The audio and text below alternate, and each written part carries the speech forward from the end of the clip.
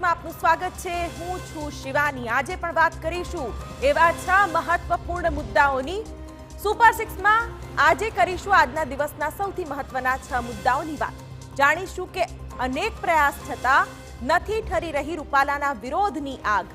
જગતના તાતને રોવડાવી રહી છે દક્ષિણ ગુજરાતના માવઠાની ઘાત।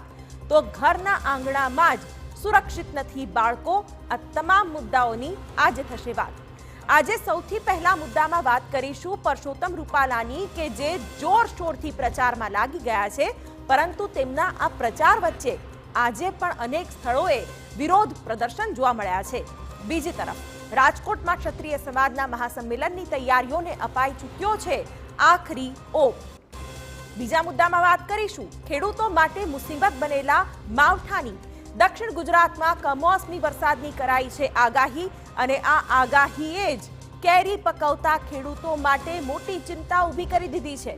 પાકને બચાવવા કરાઈ રહ્યા છે મરણિયા પ્રયાસ, પણ તેમ છતાં સારો પાક ઉતારવાની બિલકુલ પણ આશ નથી ખેડૂતોને। તો ત્રીજા મુદ્દામાં વાત કરીશું મા બાપ માટે લાલબત્તી સમાન એક ઘટનાની કે બાળકો ઘરના આંગણામાં પણ નથી સુરક્ષિત। ભાવનગરમાં ઘરની પાસેથી જ ગુમ થયેલા બાળકની 3 દિવસ બાદ 5 કિલોમીટર દૂર મળી છે લાશ અને આ ઘટના ઊભી કરી રહી છે અનેક સવાલ।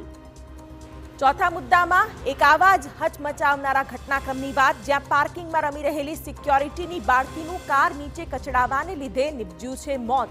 સવાલ એ છે કે લોકોની સુરક્ષા માટે પ્રતિબદ્ધ કર્મચારીઓની કેમ પોતાના સંતાનોની સુરક્ષામાં રહી ગઈ ચૂક।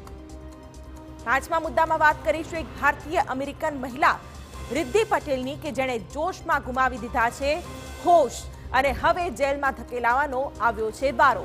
પેલેસ્ટાઇનના સમર્થનમાં રિદ્ધિએ બેકર્સફિલ્ડના મેયરને ખુલ્લેઆમ હત્યાની આપી ધમકી અને પછી તેના શું હાલ થયા તે પણ જાણીશું। અને અંતમાં વાત કરીશું સોનુ સૂદની। સોશિયલ એક્ટિવિટીમાં સક્રિય રહેતા આ એક્ટરને એક ચોર માટે દયા દાખવવાનું પડ્યું છે ખૂબ જ ભારે અને હાલ તે સોશિયલ મીડિયામાં થઈ રહ્યા છે ટ્રોલ, તેની પણ આજે વાત કરીશું।